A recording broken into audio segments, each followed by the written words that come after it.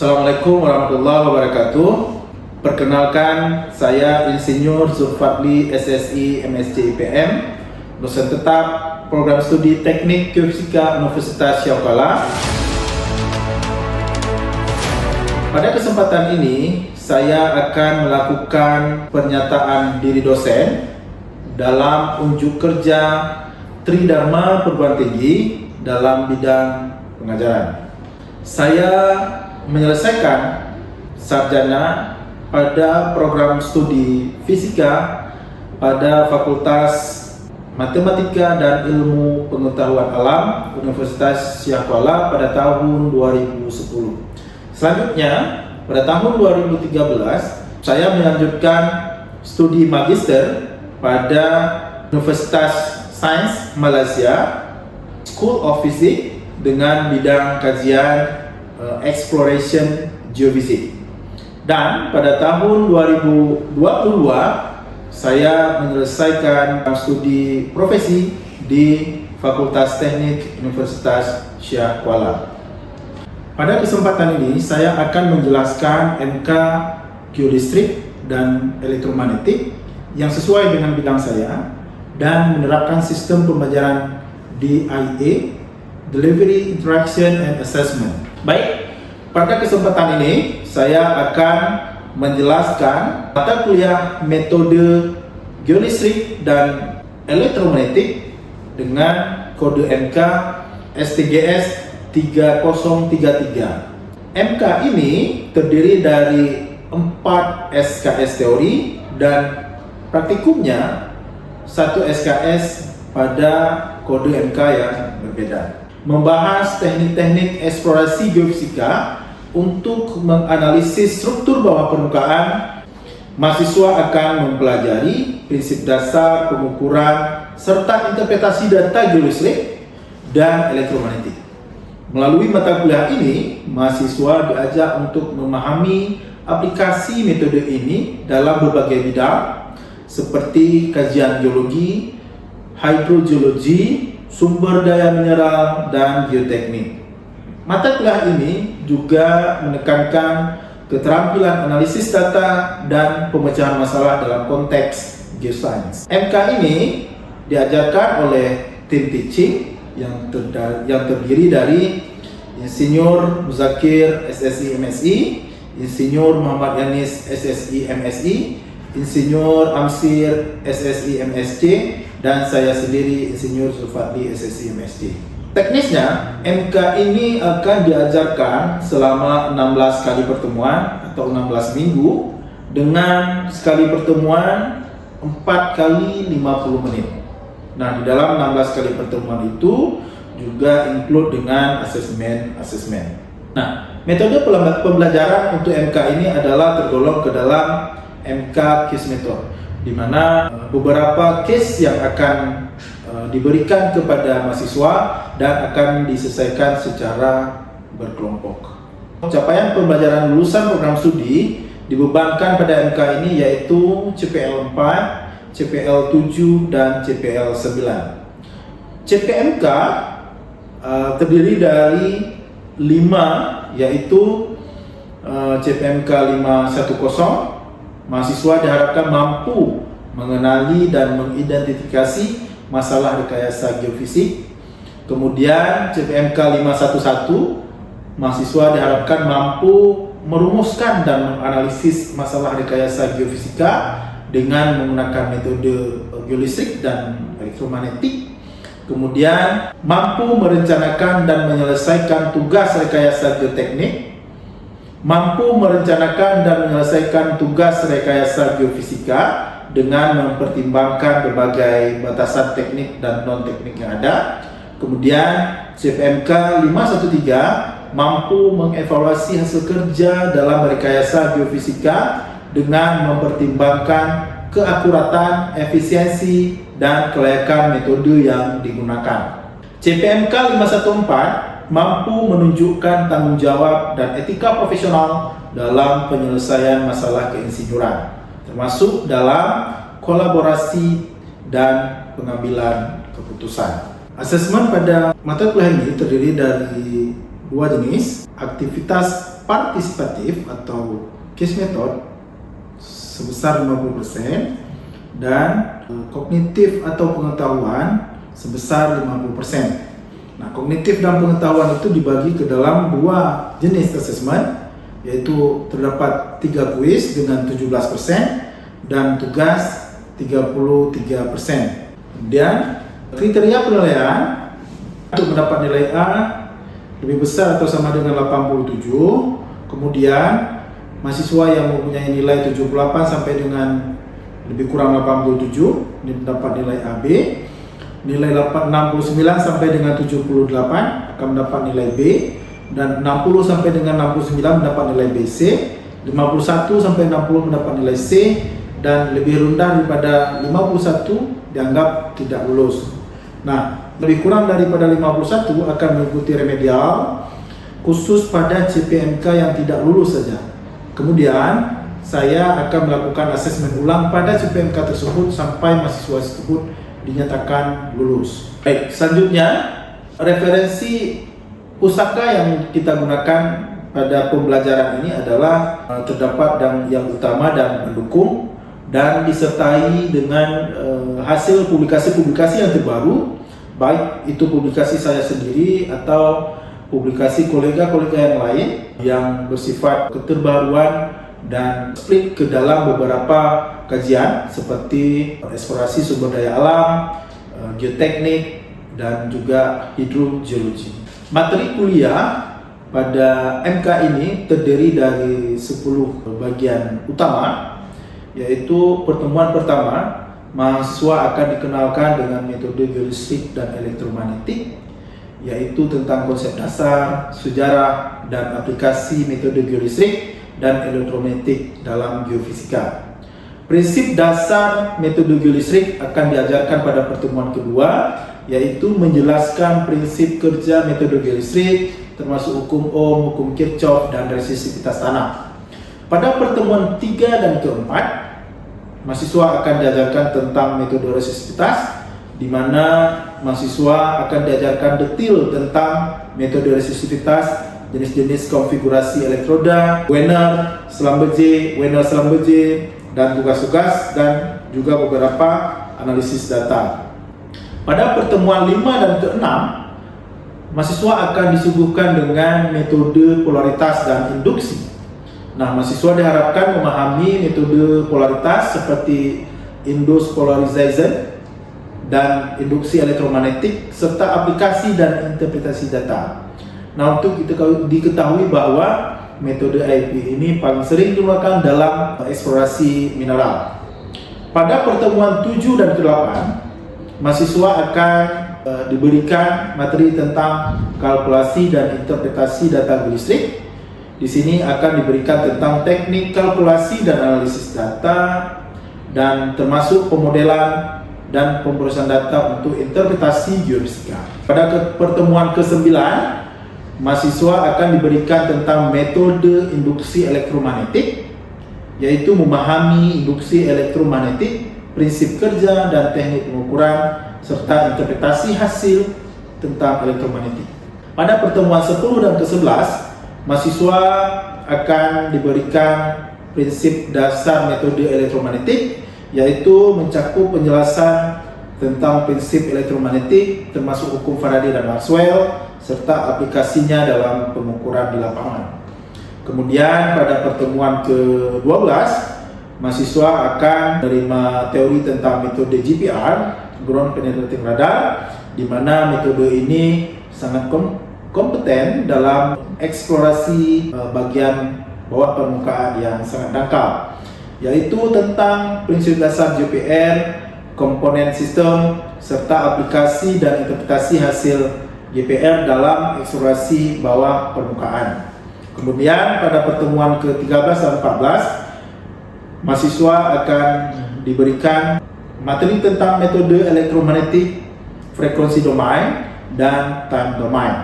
Kemudian pada pertemuan ke-15 dan pertemuan terakhir, mahasiswa akan diberikan kalkulasi dan interpretasi data IM, yaitu mencakup teknik kalkulasi dan analisis data IM, termasuk pemodelan dan pemeriksaan data untuk interpretasi geofisika. Selanjutnya, saya akan menjelaskan materi metode resistivitas, yaitu materi pada pertemuan keempat pada mata kuliah metode geolistrik dan elektromagnetik. Bismillahirrahmanirrahim. Assalamualaikum warahmatullahi wabarakatuh. Waalaikumsalam warahmatullahi wabarakatuh. Selamat pagi menjelang siang. Untuk memberkahi perkuliahan kita pada hari ini, mari kita berdoa di dalam hati sesuai dengan ajaran masing-masing. Berdoa dimulai. Selesai. Minggu sebelumnya saya ada memberikan tugas kepada adik semuanya. Saya berharap tugasnya sudah siap dan tolong jalan untuk mengumpulkan tugas kawan-kawan semuanya.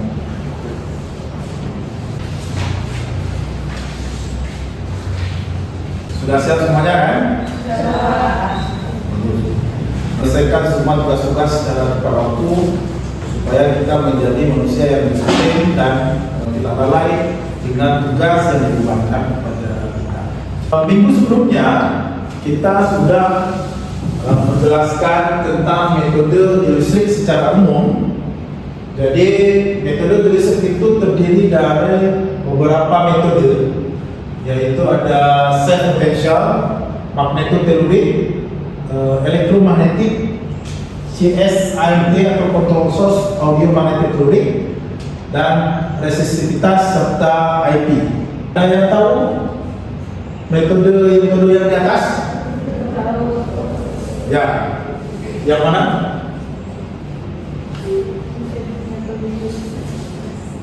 Metode resistivitas. Ya, metode resistivitas adalah metode apa? Metode aktif, ya. Metode aktif di dalam geofisika, di mana metode ini kita memberikan arus atau menginjeksikan arus ke dalam bawah permukaan, ya. Kemudian kita merekamnya dengan elektroda potensial. Nah, resistivitas paling banyak digunakan untuk kajian studi lingkungan, geoteknik, dan juga daya mineral. Nah, untuk IP, normalnya IP itu akan digunakan pada pencarian sumber daya mineral. Pada hari ini kita akan memasuki materi metode resistivitas, yaitu pertemuan ketiga dan keempat. Nah, metode resistivitas ini mempunyai latar belakang, yaitu mengeksplorasi bawah permukaan untuk geoteknik, hidrogeologi, dan mitigasi bencana. Kemudian resistivitas ini tergolong non-destruktif, semakin banyak digunakan. Artinya metode geofisika yang non-destruktif itu tidak merusak, dia hanya memanfaatkan sumber energi dari baterai misalnya, sumber pembangkit atau sumber arus, dan kemudian alat itu akan mampu mendistribusikan bawah permukaan secara detail. Nah, metode resistivitas berguna untuk mengetahui variasi litologi bawah permukaan. Nah, apa itu variasi litologi bawah permukaan? Dan tahu apa itu variasi litologi bawah permukaan? Ya, Henung?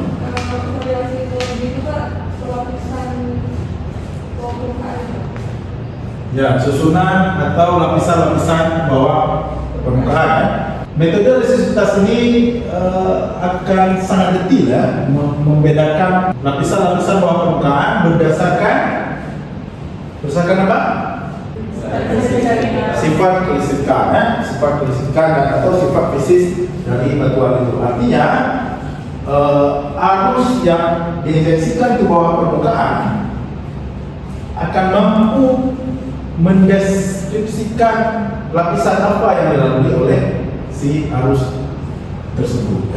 Kemudian tujuan metode resistivitas menentukan nilai tahanan jenis, kemudian mengidentifikasi lapisan biologi dan menentukan posisi Apakah itu air tanah, zona jenuh air, rongga bawah tanah, atau lapisan lemah, lapisan keras. Nah, bagaimana si metode ini akan menentukan air tanah? Bagaimana? Bagaimana sifat air tanah itu? Konduktif. Oke. Lapisan air tanah itu konduktif. Artinya, jika dia konduktif, arus itu akan semakin kecil. Ya, dia sangat mudah mengalir. Itu disebut dengan konduktif. Nah, juga dengan zona jenuh air. Nah, bagaimana rongga bawah tanah? Rongga itu adalah yang disebut dengan rongga kedua, seperti gua. Dia tidak diisi oleh apapun. Bagaimana? Apakah nilai resistitivitasnya akan tinggi atau rendah? Akan tinggi. Kenapa tinggi? Karena hanya diisi oleh udara, ya. Jadi tidak ada media rambatan arus tersebut, sehingga nilai resistitivitasnya pasti akan tinggi. Nanti di akhir kita akan melihat satu contoh kasus di dia yang kosong rongga. Nah, di sini ada prinsip dasarnya. Arus listrik itu diinjeksikan ke tanah melalui dua elektroda atau elektroda C1 dan C2. C itu identik dengan karir, karir 1 ke 2. Di mana letak posisi C1 C2? Di dalam atau di luar? Kalau dalam 1D, di luar, ya. Oke, letaknya di luar, dan di dalam itu adalah elektroda potensial. Oke. Nah, prinsip dasar resistitivitas ini dikembangkan dari hukum di mana apa resistitivitas sama dengan K dikali delta V per I. K ini adalah faktor geometri. Faktor geometri itu didapatkan dari susunan elektroda, ya. Nah, V ini adalah potensial yang terukur dan I ini adalah arus yang diinjeksikan. Oke. Satuannya ohm meter. Oke, satuannya adalah ohm meter. Oke, baik. Nah, bagaimana kita menginterpretasi data ini? Nah, kita sudah ukur, kita sudah dapatkan grup aparatnya, dan apa standar-standar yang kita gunakan untuk melakukan interpretasi, ya. Normalnya kita menggunakan buku Telford dan Reynolds normalnya. Nah, tetapi tidak cukup dengan itu. Kenapa? Misal ini clay ini mempunyai nilai resistitivitasnya 1 sampai 100. Sedangkan aluminium itu 10 sampai 800. Groundwater 10 sampai 100. Artinya banyak sekali nilai yang overlapping. Nah, apakah cukup dengan Telford dan Reynolds? Saya rasa tidak cukup. Kita perlu pemahaman geologi yang kuat untuk satu daerah tertentu, sehingga kita mudah dalam menginterpretasi kira-kira ada lapisan yang dicirikan oleh data tersebut di lokasi tersebut.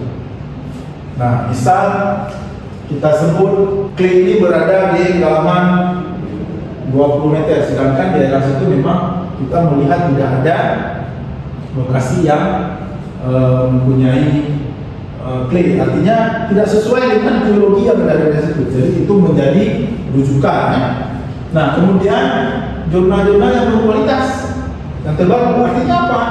Jurnal-jurnal yang bagus itu direview oleh beberapa orang hebat, sehingga dia bisa mendeskripsikan jenis lapisan itu dengan nilai resistitivitas tertentu. Korea misalnya nilai clay itu 50. Artinya apa? Setiap daerah itu mempunyai nilai clay yang berbeda.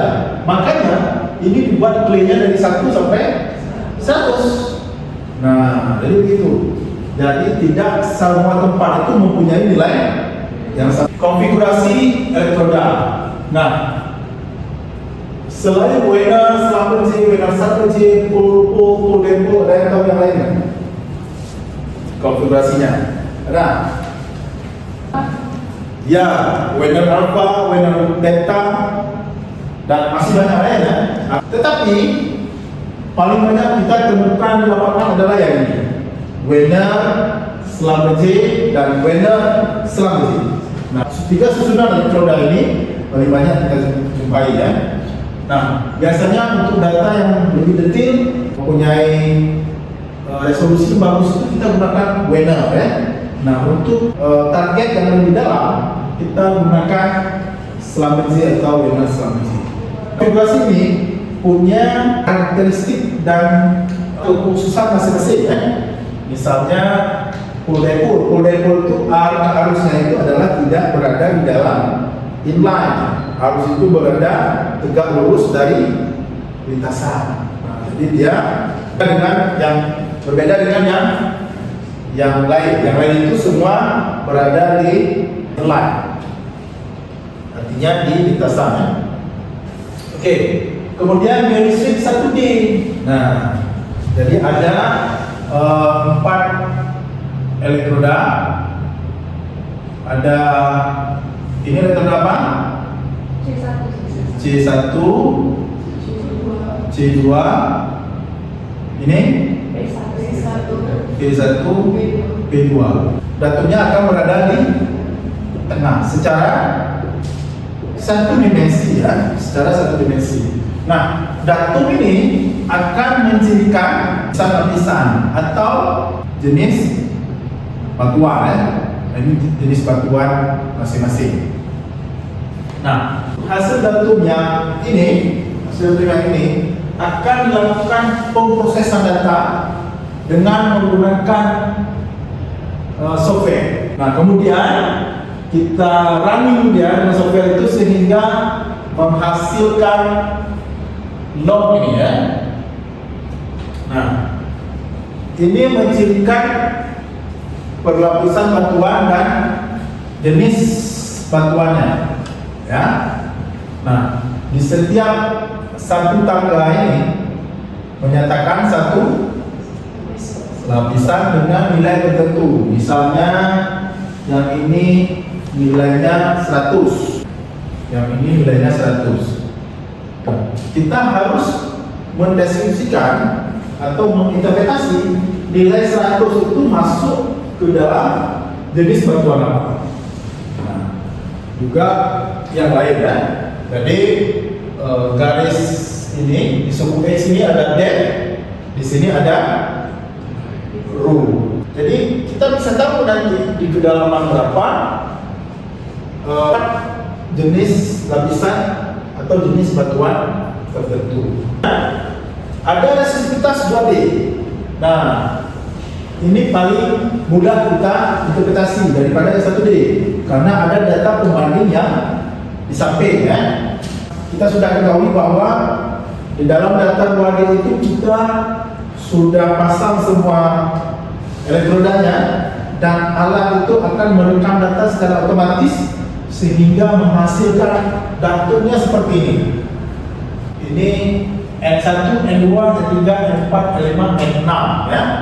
Nah, yang kuning ini maksudnya adalah ketika arus yang diinjeksikan pada elektroda A, B, N, datum yang direkam, mungkin elektrodanya berada di sebelah kiri lagi. Artinya apa?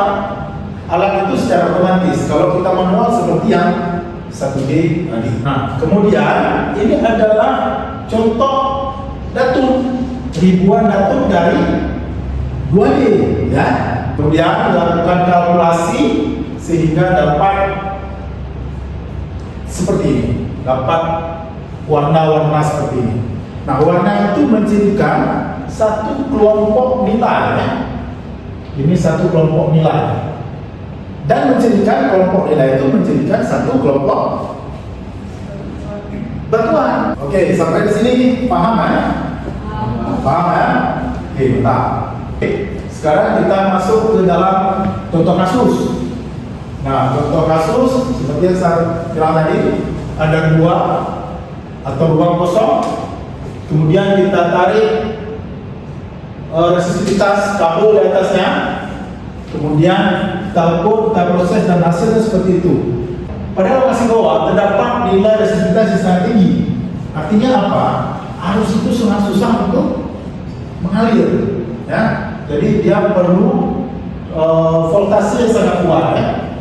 Nah, kita lihat yang hijau kuning itu nilainya sudah tinggi 1000-an karena ini adalah batu. Tidak mungkin goa itu terletak di area yang atau lapisan aluvium, tidak mungkin. Pasti dia terletak di area yang bebatuan. Contoh kasus selanjutnya pada, ada yang tahu di mana lokasi itu? Kurung Raya, bentangannya 2000 lebih ya, 2200 sebenarnya. Jadi kabel ini kita bentang 0 sampai dengan 800. Kemudian yang bentangan kedua overlapnya 400, jadi 1200, 2000. Tadi ini sambung ini, itu overlap ya. Untuk apa? Supaya datanya akurat ya. Di sini ada bedrock, dan di sini ada aluvium ya. Nah, ada aluvium. Jadi di sini ada fault, itu ada patahan, itu adalah batuan ini terpecah sehingga diisi oleh aluvium ya. Nah, jadi di area batahan itu tidak kosong. Beberapa penelitian yang kita lihat itu tidak kosong, dan dia pasti diisi oleh aluvium atau liquid.